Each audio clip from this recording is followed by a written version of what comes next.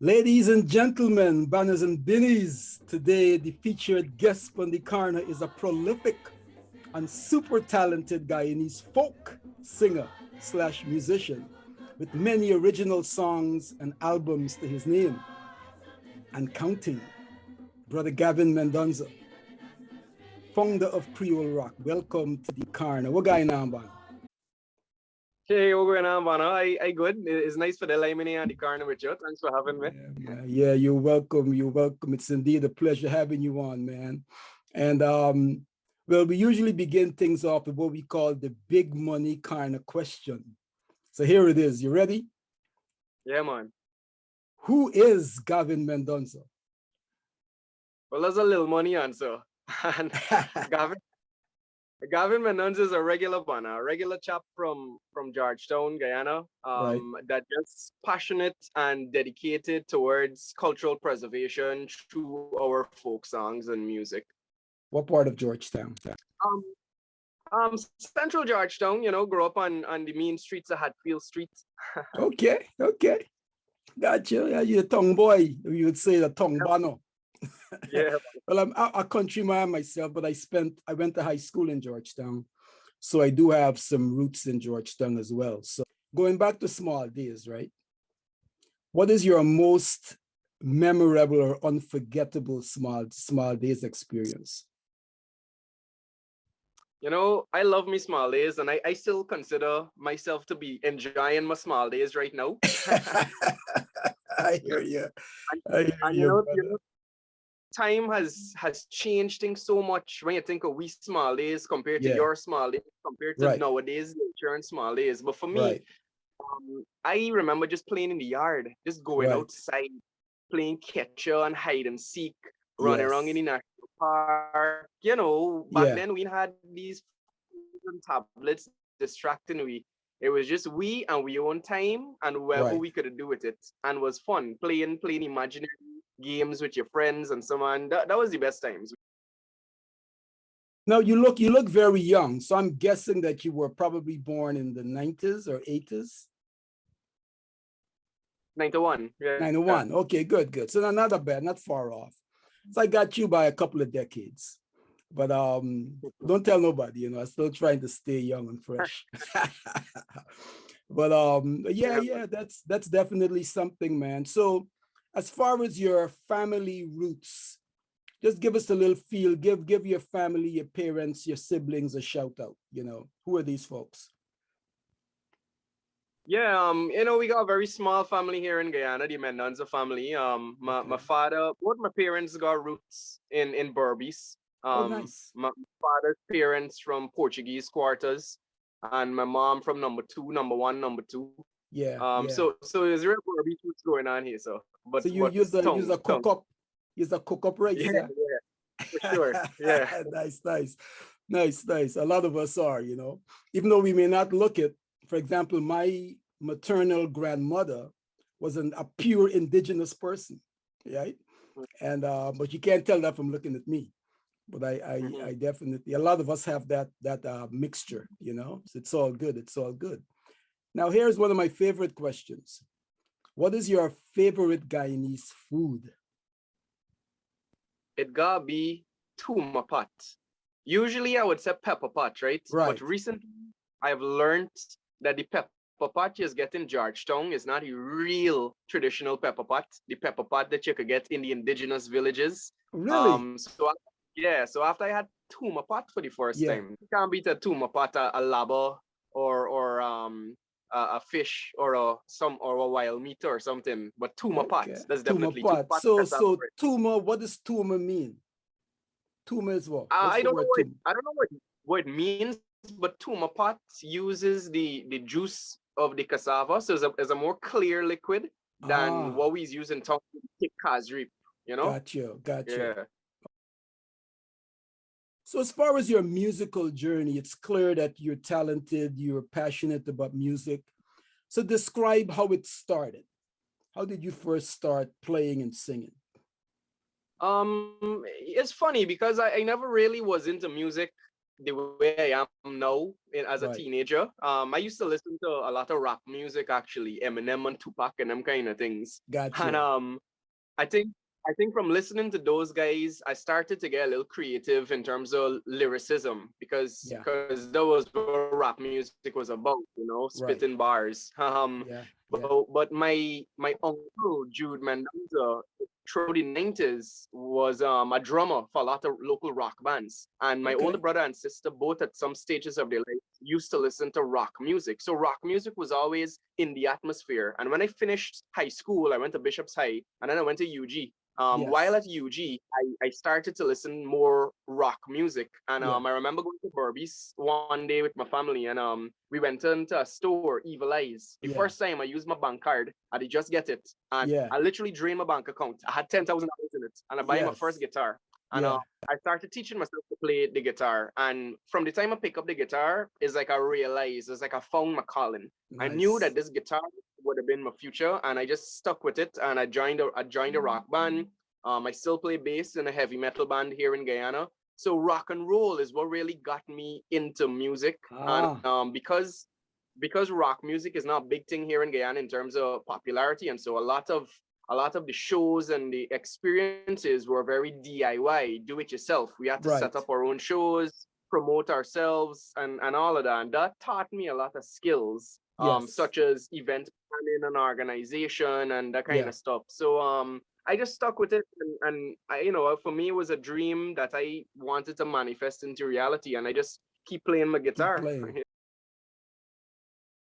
So in my early days of rock and roll, you know, you had bands like Blink-182, Nirvana, Metallica, lots of punk rock and heavy metal. Lots of hardcore stuff. And as I got older and as I became more, as I wanted to identify more culturally with identity of being Guyanese, I started to get attached to music by Eddie Grant, Dave Martin, the Yoruba singers, Pai, you know, all the Sammy Baksh. For me as a musician, I wanted to be more than just a band that's playing guitar and sing. I really wanted to be a musician. Is my life. You know, I ain't got no day job or anything like that. I've committed my entire life to music, and I wanted to identify with my music, and for my music to identify with me as a Guyanese. It was at the RUPUNUNI Music and Arts Festival in 2018 in the RUPUNUNI at Rockview Lodge, where I was with my band. We were booked to perform, and I was like, you know what, I want to try something. So we took a couple of our folk songs, Bamboo Fire, Small Days, Not a Blade of Grass. And with my band, we were like, look, let me just put some noise to this and turn it into rock songs. So it was fusing rock and roll with Guyanese songs and the way we talk, the way we sing in our natural voice that birthed Creole rock. Well, Creole rock on Kreolese Karna, you know, it's kind of a marriage made in heaven, you know. So we are on the Karna, we're dedicated to celebrating and showcasing Guyana's rich Creole culture, Creolese culture through music, which would be you, poetry, storytelling, and edutainment. So I think it makes sense that you would be on the Karna.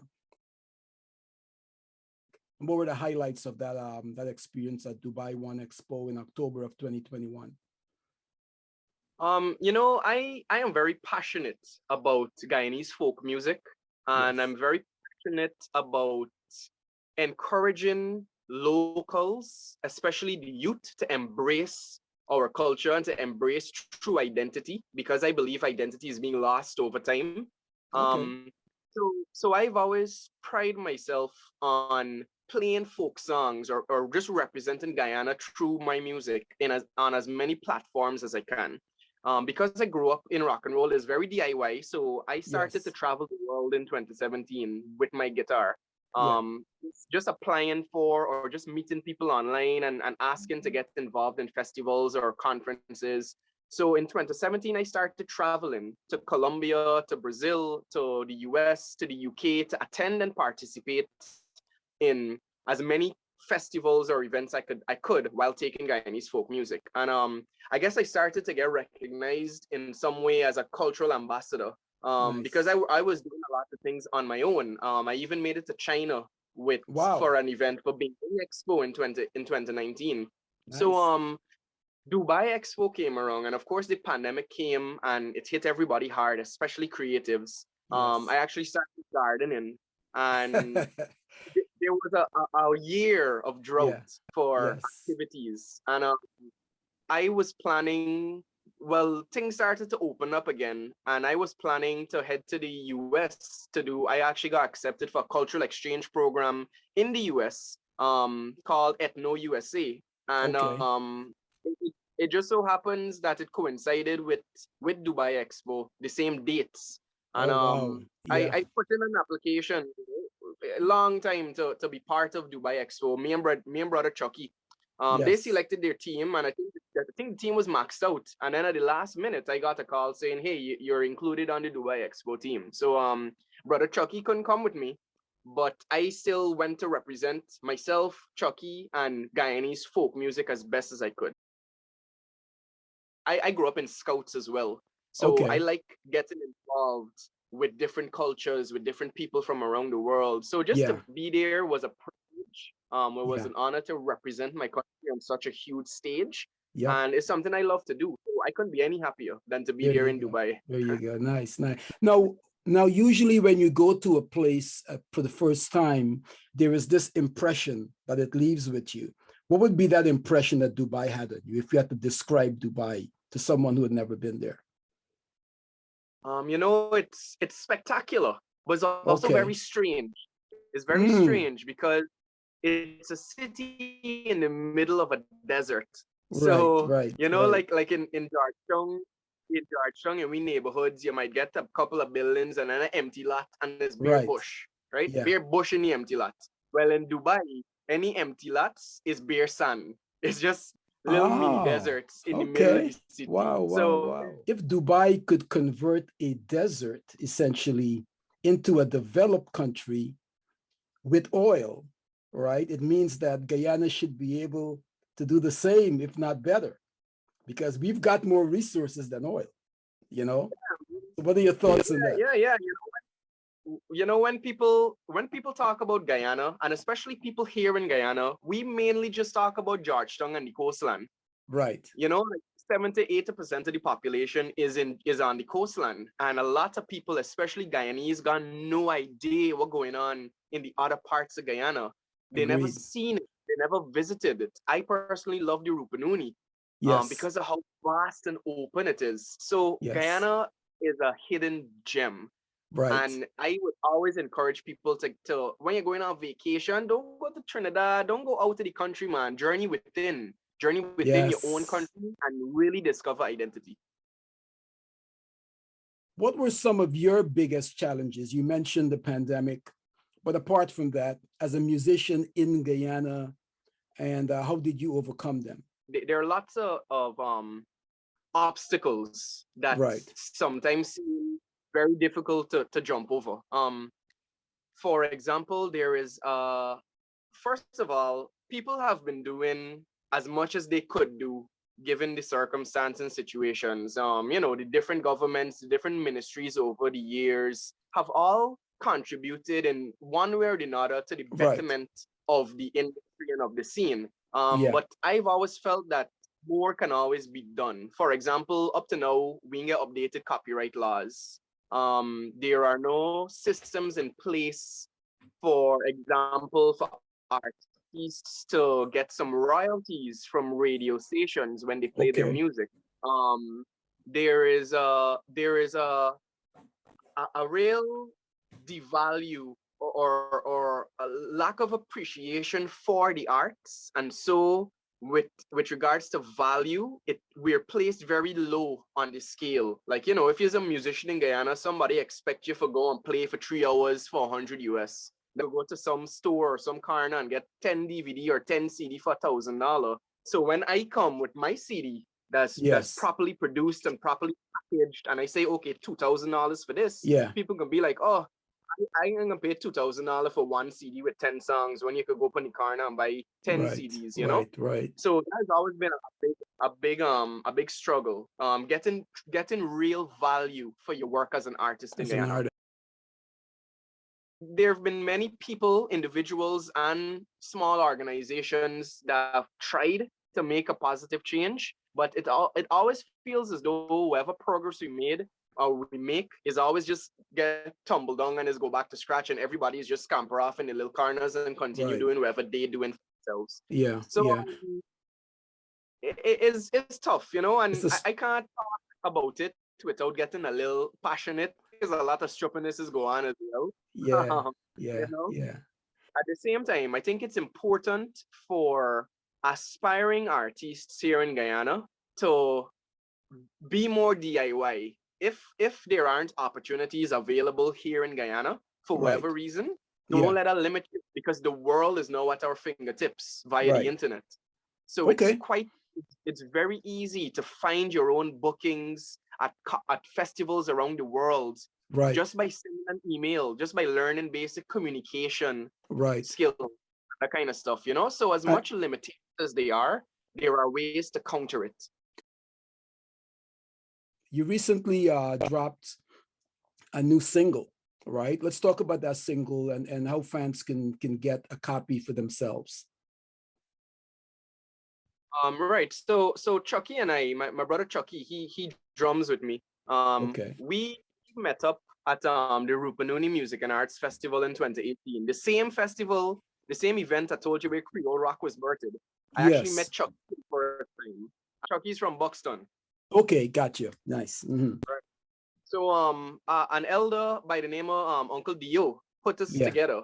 Said, hey, you play guitar and sing your folk songs, you play drums, y'all can make some magic. And we did just that. No rehearsals or anything. We just did an impromptu performance at the festival. And over the years, we would play more. Whenever I would get some gigs, I would invite Chucky to play with me. But in 2019, at the beginning of 2019, we said, look, Chucky, we're going on a mission to folk up the place.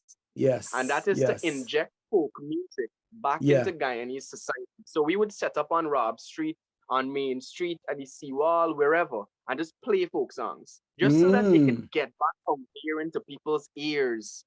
And we got fantastic response for it, because we'd up on Rob Street playing, and you see people passing in the bus, and they're singing along. Chucky is so kind and considerate and understanding, and we just mesh. Our energies just mesh. And when Chucky beating the drum next to me, a whole different energy has come over me. There's allowed me to be even better than I could ever be when I'm by myself. So we actually started writing original music during the pandemic, because we can't play out anymore. So we would meet up every now and then, and we came up with a song called "Everything Gonna Be Alright," because you know everything's so depressing during the pandemic. So we came up with that song and we recorded it for a record and we put it out. But we did, to continue our Folk It Up tour, our Folk It Up mission, is we organized a 8-day expedition in the RUPUNUNI, where we went from Iwakrama to Atta Lodge, the Canopy Walkway, and then to Rockview Lodge, filming a series of concerts at each stop. So that is what we've been releasing recently. So on New Year's Day, we released our performance from the top of Turtle Mountain, which was our with all we gear on, we back and we set up at the top and we did a performance at the Canopy Walkway. And all of this is to do multiple things: to promote and preserve Guyanese folk music, to promote these locations, and to promote the interior of Guyana as a tourism destination for both locals and international visitors, and to just highlight the beauty of Guyana, and to remind people of the importance of preserving our rainforests and our wildlife, and how all of those things contribute to Guyana and what being Guyanese is all about. So for the fans of the Korner, if you want to get a taste of this talented brother and his bandmate Chucky, and their music and what they represent in terms of Creole rock, you go to creolerock.com and you'll find everything there. You'll be able to support them. You'll be able to follow them on their social media platforms and give them the kind of love that they deserve. When we started our Folk It Up mission, I got a book of Guyanese folk songs with the music and words and everything. And it's 100 folk songs. And Chucky and I wanted to learn as much as we could learn and to record as much as we could record. So we started a project called Folk It Up, in CD form. So in 2019, we released this first CD. It's called Folk It Up Volume 1. Okay. It was released, it was produced by Cross Color Records, and it has 10 Guyanese folk songs on it, 10 of the 100. So this is volume 1, and we actually have volume 2 currently in production, and that will be released this summer. So this is it as traditional as possible. Me on acoustic guitar and voice, Chucky on the djembe, and some shack and them kind of thing. Nice. But now to tie into my Creole rock is I took Folk It Up Volume 1, and I made an alternate version called Punk Up the Folk Volume 1. So this is essentially a Creole rock version of Folk It Up Volume 1. So it's the same songs, but this one is more rock and roll, and this one is more traditional. So you punk it up a little bit. Yeah. yeah. Now, are these available digitally as well? Yeah, they are. You could find them on Spotify, on all streaming platforms. You just search for Creole Rock or for Gavin Mendonca or for Gavin and Chucky, and you would find them. So it's actually a blessing that you're able to focus on your music full time. Not something I take for granted either. You know, I do consider myself very blessed to be able to do what I do, to really follow my dreams. And to be able to live the life I get to live, which is just playing my music in as many places. And I've been to 10 different countries in the last 4 years playing music. Wow. And you know, I'm not big and famous, I'm not rich and famous, but my success, I measure my success by the experiences I get to have, and they've been amazing so far. Now, how can promoters and fans who are looking to book someone like you for an event, how can they reach you? What's the best way for them to reach you? Through my website. There's a contact tab on my website where you could email me directly, and all my contact information is there as well. My number, my WhatsApp number, my email address. But once you go to my website, is the best way to get into touch with me. So creolerock.com. You heard it here on the Karna, folks. You need to have an original folk musician for your next party, your next event, anywhere in the world, right? Anywhere in the world. I know enough of y'all in Brooklyn and Toronto, in the UK and London. I've got a fan in Broadstairs, UK. If you need to have an original folk musician to represent Guyanese music and Guyanese culture, Gavin Mendonca, Gavin and Chucky, Creole Rock, that's the place to go. You go to creolerock.com and you book these folks and you will not be disappointed. I wanted to give you an opportunity to share any parting words or thoughts that you have for fans of the Karna. You know, I just like to encourage everybody to be as happy as they could possibly be without infringing on the happiness of others. So, you know, be the best that you could be for yourself, so that you could be the best for the rest of the world. And the rest of the world ain't gotta be the whole world. It could just be the people you live with. It could be your community. It could be your workplace. But I find society has gotten very angry. And you know, you can see the way Guyanese use the roadways here in Guyana. It's absolute mayhem on the roadways. And to me, it's a reflection of our mental state. And while they got individuals responsible for bad behavior, we still, as a country, as a society, we have a collective consciousness. And we all have to play a positive role, a positive part in ensuring that this place is safe and happy for everybody living in it. So all I would like to do, and all I try to do, is encourage through my music is positivity, good vibes, smile more, laugh more, be a little lighter with how you approach things, and try to control the negative emotions that come with being human. And try to balance it with more positive things. And sometimes it's just taking a bit of breathing and relaxation to catch back yourself and realize that it's not the end of the world when something bad happens, and not everything that happens to you has to be met with a reaction, but more so a cool and collected response. And on that note of positivity, I want to thank you for being on the Karna.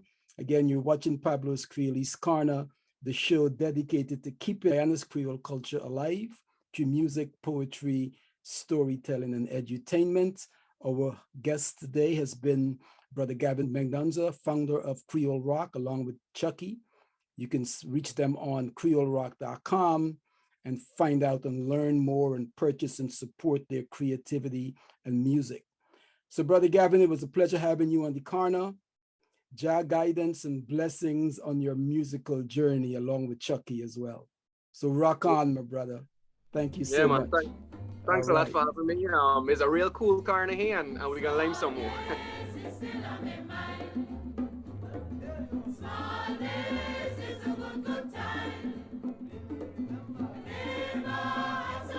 Children